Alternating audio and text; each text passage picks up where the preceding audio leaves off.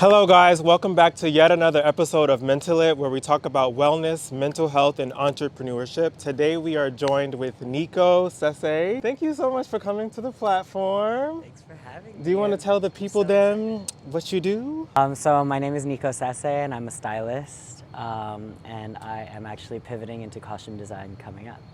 Like, how's that pivot for you? It's been good. I mean, fashion and costume kind of go hand in hand. But I'm very excited with the new adventure. I've always loved movies and television, and I draw a lot of my inspiration in styling from those avenues. So it's good. I think it's a good transition. Yeah, that's a great transition for you. So when you think about Nico, like you as a person, like what defines Nico? Like what are some of the words that come to mind when you think about yourself? Like what are the words that define who you are? Yeah. I definitely think that I have a bold attitude. For sure. I am also very much a sentimentalist, so sentimental. What does that look like when you say sentimentalist? Sentimental, I think, well, I definitely believe in like living in the memories as well as living in the moment. Sentimental is things that really, pull on people's heartstrings. I'm very close to my family. I'm a second generation Filipino. So family is definitely something very important to me. And I think it's a big cornerstone for you. Yeah, and I think a lot of the sentimentality comes from that. Yeah. Yeah. Talking about, the sentiments of, having your family, your routine, and being a stylist, like, what are some of your best self-care practices that you have for yourself? Like, do you have like a nighttime routine that you never falter on, a morning time routine? Like, what are some of those routines that you keep in place for yourself that keep you kind of motivated, inspired?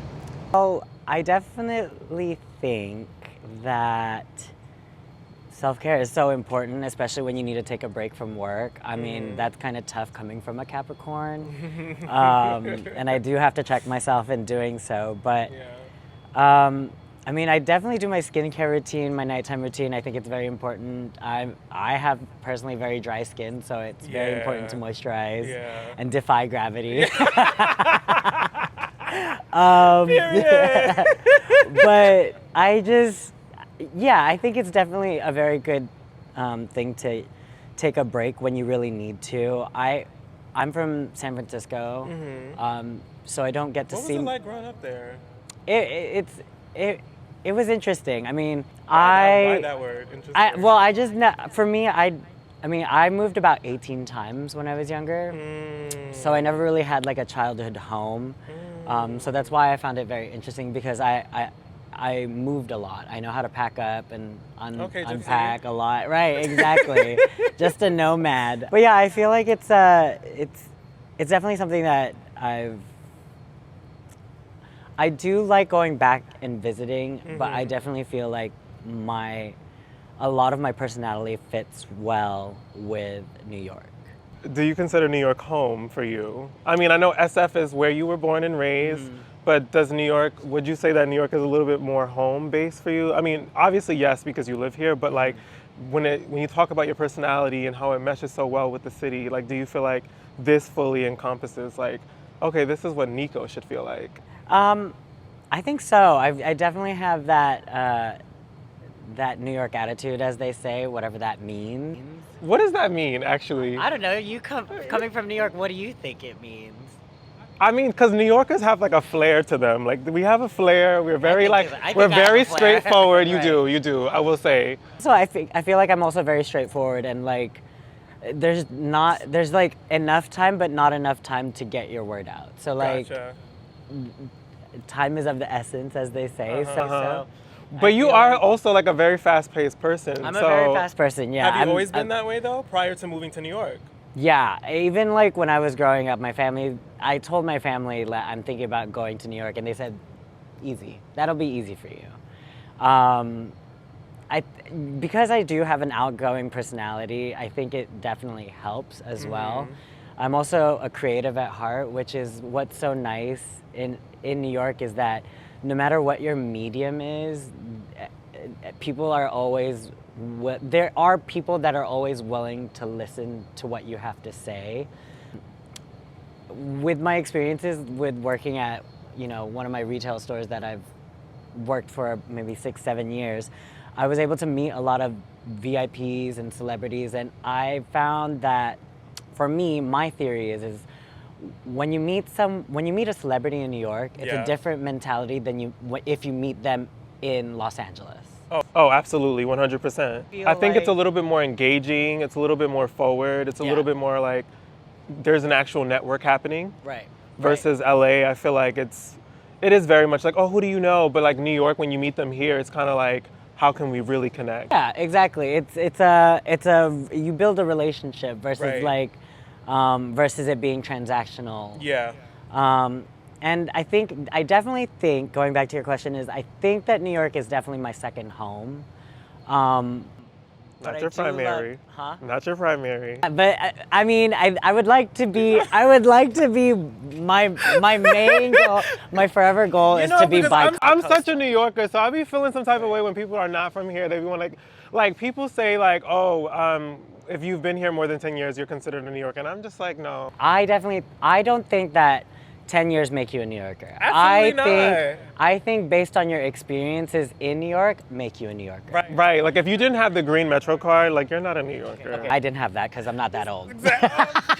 Wait, not coming from my age. Wait, we're the same age, so it's like I'm just kidding. I know. I just don't know that era of New York. So the green Metro card was when you went to like middle school, junior high school, high school. Like they gave you those cards. Yeah, the youngster card. Okay. What does happiness mean to you, and how do you stay in a constant flow of quote unquote happiness? So I think what happiness means to me is feeling comfortable in what you're doing, whether it be on work or just in your personal life. Mm-hmm. What does that look like though? Where there's an ease to what you're doing. I mean, there's not going to be anything that's easy, but I think if there's an ease or when you have the confidence in what you're doing, to me, that's what happiness is, because you're not having to worry about your self-saboteur, the inner voices in your head, and yeah, I definitely think that's a level of happiness. I mean, I'm still young, so I'm learning about the different levels of happiness as well. Yeah.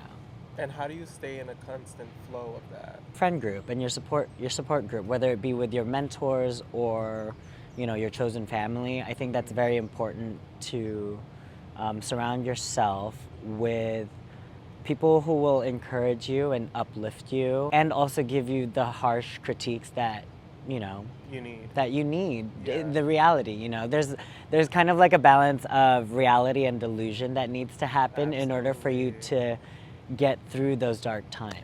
Yeah. The delusion becomes reality sometimes. I gotta tell you, it's nice that I had my family that was very supportive when I was young, because when you're young, you're not good, but if there's something there and they're just as encouraging, that's a great formula for the delusion to become a reality. Exactly. It's very nurturing, and not many people have that. Yeah, exactly. What do you think you've been called to do in this lifetime when you sit and reflect with yourself? That is an amazing question. I think my calling in life is to bring creativity, but also bring some levity to it. I'm not saying that I had a hard life, but I think when I turn hard times into things that you can laugh about, I think that kind of helps with it. Yeah. So you would say that you feel like your calling is more so to elevate the creative collective, and then for them to what? And to enjoy it. And I to think enjoy the there's process? and to enjoy the process, and to enjoy that, again, art and creativity is subjective, so some people will like it, some people will hate it. But I think it's really who you want to surround yourself with. I think it goes hand in hand with the delusion, right? If someone's in the same circle of delusion, it's all fun. Yeah, we just a circus at this point. Right, exactly. So there's this saying that says, show me your friends and I'll show you where you'll be in like 5 years. If you were to go based off of that saying, like, would you say that you have a great support system around you that would help you get to the next level of your career or your passion, that, you know, your drive? I mean, it goes back to the level of like your circle that you choose, right? How delusional are they, and like if that matches up with you. Finding friends in a new city is not easy, right? But when you finally find that circle of encouragement and empowerment, I think that's what really kind of helps define you, or helps define on how you make your decisions, right? I think it's very important to surround yourself with people that will elevate you and nurture you. It's nice for me. So when I moved to, nurturing look like for you though? nurturing is like in several aspects, whether it be wisdom or factual. Like so for me, when I moved to New York, my first few years, I had friends, but it wasn't like a close circle group, right? Like it would be more of like the partying scene, or I'll see you around. I mean, I was very much career driven when I first got to New York, so in a way it was transactional. But up until a few years ago, a little bit after the pandemic, I met someone that introduced me to my close friend group, and of course that friend that introduced me is in that same circle. But it sometimes takes a while to find your pack. And what's nice about my friend group and the people that I kind of welcome into my friend group is they're well-rounded in things that I'm not necessarily great at. So if we go to a trivia night, I can rely on them to do some stuff. It's like a team effort in a way, you know? I think finding your pack is also a team effort on building each other up. So recently, you did a really exciting project with Vogue Philippines. Can you talk to us a little bit about that experience? How was that like being a part of that whole project, being on set? So let's go back to finding friend group, right? So what was really amazing is my friend Caesar, he created this community called Barkada, where all Filipinos of different professions come together and network and really bond over the Filipino community in New York City. And through there, I met my friend LJ, who is a stylist, and he styled Doja Cat, he styled a bunch of other celebrities, and he had Work, LJ. You're right, exactly. He's killing it. He hit me up because he wasn't able to do the project, and so he knew I was able to deliver without letting him down, because essentially I'm his reference, and if it's a bad reference, that's also just as bad as you. So he put me in connection to Clint Ramos, who was the producer of Here Lies Love in New York City, and they were basically putting together the promotional package and an editorial to put in Vogue Philippines.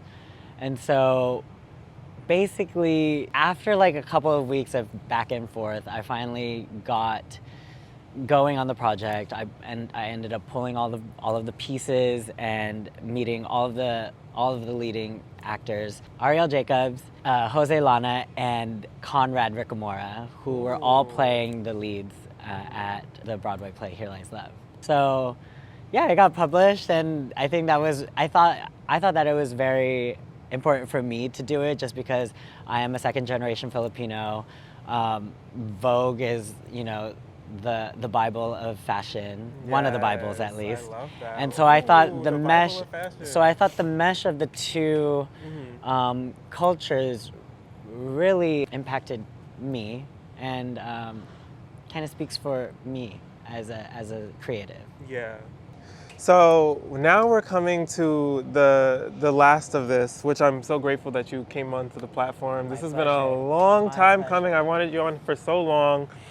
But the question that I always ask everyone is if you can offer any advice to someone who's like up and coming, you know, an entrepreneur, or someone who's just like struggling to find a routine or find their why, like what would be advice that you would give to them? Like what are the top, I would say, 3 things that you would offer?